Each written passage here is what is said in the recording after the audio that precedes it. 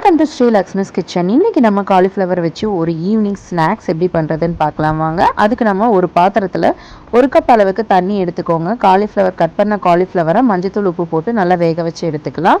அதுக்கப்புறமா ஒரு பேனில் 2 டேபிள் ஸ்பூன் ஆயில் சேர்த்துக்கலாம். ஜீரகம் 1 டேபிள் ஸ்பூன் சேர்த்துக்கோங்க. ஜீரகம் நல்லா பொரிஞ்சதுக்கப்புறம் நம்ம கட் பண்ணி வச்சுருக்கிற வெங்காயம் 1 கப்பை வந்து இப்போ இதில் சேர்த்துடலாம். நல்லா வதக்கி விட்டுக்கோங்க. வெங்காயம் நல்லா வதங்கினதுக்கப்புறம் 1 டேபிள் ஸ்பூன் அளவுக்கு இஞ்சி பூண்டு பேஸ்ட்டு சேர்த்துக்கலாம். சேர்த்துட்டு அதோட பச்சை வாசனை போகிற வரைக்கும் நல்லா கலந்து விட்டுடுங்க.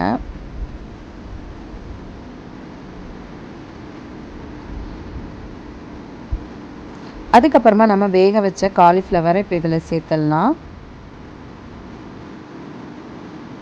நல்லா கிளறி விடுங்க. கிளறி விடும் போதே இந்த மாதிரி குத்தி குத்தி நம்ம வந்து காலிஃப்ளவரை உதிரி ஆக்கிடலாம். இந்த மாதிரி எல்லா காலிஃப்ளவரையும் நீங்கள் உதிரியாக்கி வச்சுக்கோங்க. அதுக்கப்புறமா ஒரு டேபிள் ஸ்பூன் அளவுக்கு ரெட் சில்லி பவுடர் சேர்த்து நல்லா கலந்து விட்டுடுங்க.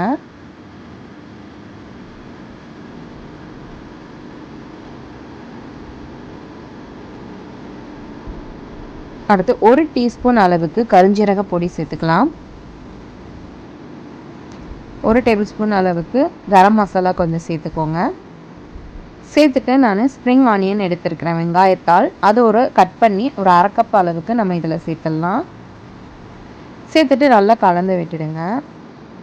சும்மா லைட்டாக ஷார்டேட் பண்ணுற அளவுக்கு மட்டும் நம்ம லைட்டாக இது பண்ணிக்கலாம், கிளறி விட்டுக்கோங்க. இப்போ நமக்கு ஸ்டஃப்டு வந்து ரெடி ஆகிடுச்சு. இப்போ இதை நம்ம தனியாக எடுத்து வச்சிடலாம். எடுத்து வச்சு ஆற வச்சிடலாம். அதுக்குள்ளேயே நம்ம சப்பாத்திக்கு மாவு பிசைகிற மாவு பிசைஞ்சிக்கலாம். அதை இந்த மாதிரி சின்ன சின்னதாக நம்ம ரவுண்ட் ஷேப்புக்கு நம்ம மாவை எடுத்துக்கலாம். நம்ம ஸ்டஃப் பண்ணி வச்சுருக்கிற அந்த காலிஃப்ளவரை இந்த ஒரு சின்ன ரவுண்டாக நம்ம ரவுண்டு மாவுக்குள்ளே நம்ம இப்போ வச்சிடலாம். அதுக்கப்புறமா இன்னொரு சப்பாத்தி மாவு, அதாவது பூரி மாதிரி ரெடி பண்ணியிருக்கிறோம் இல்லைங்களா, அதை இந்த ஸ்டஃப்புக்கு மேலே வச்சுக்கலாம். வச்சுட்டு 2 எல்லா கார்னர் பகுதியையுமே நம்ம வந்து இந்த மாதிரி ப்ரெஸ் பண்ணி விட்டுக்கலாம். எல்லா சைடையுமே இந்த மாதிரி ப்ரெஸ் பண்ணி விட்டுக்கோங்க.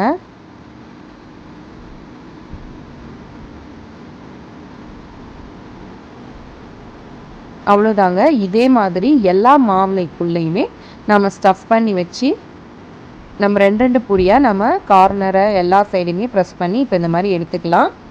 இப்போ இதை வந்து நம்ம தோசை தவாவில் வந்து ஹாலோ ஃப்ரை பண்ணிக்கலாம். நீங்கள் டீப் ஃப்ரை பண்ணோன்னாலும் நீங்கள் ஆயில் வச்சு நீங்கள் ஃபுல்லாக டீப் ஃப்ரை கூட பண்ணிக்கலாம்.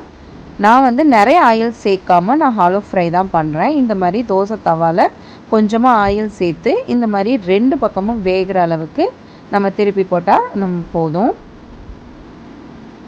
லோ ஃப்ளேம்லேயே வச்சுக்கோங்க. லோ ஃப்ளேம்லேயே வச்சுட்டு நம்ம இந்த மாதிரி 2 பக்கமும் வேகிற மாதிரி திருப்பி போட்டுக்கலாம்.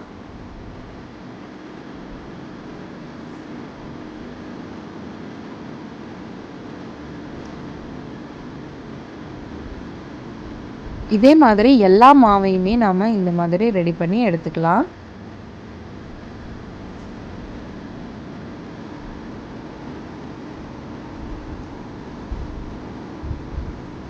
இந்த ஸ்நாக்ஸை சின்ன பிள்ளைங்கள்லேருந்து எல்லாருக்குமே நீங்கள் கொடுக்கலாம். பெரியவங்க வரைக்கும் எல்லாருமே சாப்பிட்லாம். டேஸ்ட்டு சூப்பராக இருக்கும். எப்பயும் போல் சப்பாத்தி, பூரி, காலிஃப்ளவர்னு பண்ணாமல் இந்த மாதிரி நீங்கள் பண்ணி கொடுத்தீங்க அப்படின்னா கண்டிப்பாக எல்லாருமே விரும்பி சாப்பிடுவாங்க. கண்டிப்பாக நீங்களும் வீட்டில் ட்ரை பண்ணி பாருங்கள். டேஸ்ட் டிஃப்ரெண்ட்டாக சூப்பராக இருக்கும்.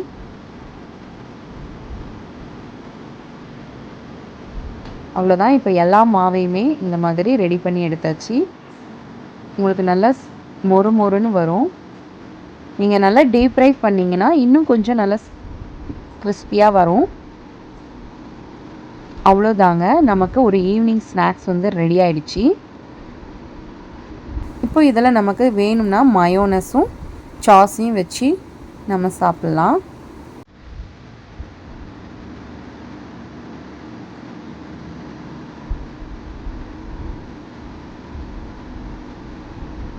கண்டிப்பாக நீங்களும் வீட்டில் ட்ரை பண்ணி பாருங்கள். டேஸ்ட்டு சூப்பராக இருக்கும். கமெண்டில் எப்படி வந்ததுன்னு சொல்லுங்கள். எங்களோட சேனலை உங்களுக்கு பிடிச்சிருந்தா எங்களோட சேனலை லைக் பண்ணுங்கள், ஷேர் பண்ணுங்கள், சப்ஸ்கிரைப் பண்ணுங்கள். மறக்காமல் பெல் பட்டனை கிளிக் பண்ணுங்கள். இந்த மாதிரி உங்களுக்கு புது புது வீடியோஸ் வேணும்னா எங்களோட நோட்டிஃபிகேஷன் உங்களுக்கு வேணும்னா நீங்கள் பெல் பட்டனை கிளிக் பண்ணிக்கோங்க. வேறு ஏதாவது ரெசிபி வேணும்னாலும் எங்களோட கமெண்ட் பாக்ஸில் கமெண்ட் பண்ணுங்கள். தேங்க்ஸ் ஃபார் வாட்சிங்.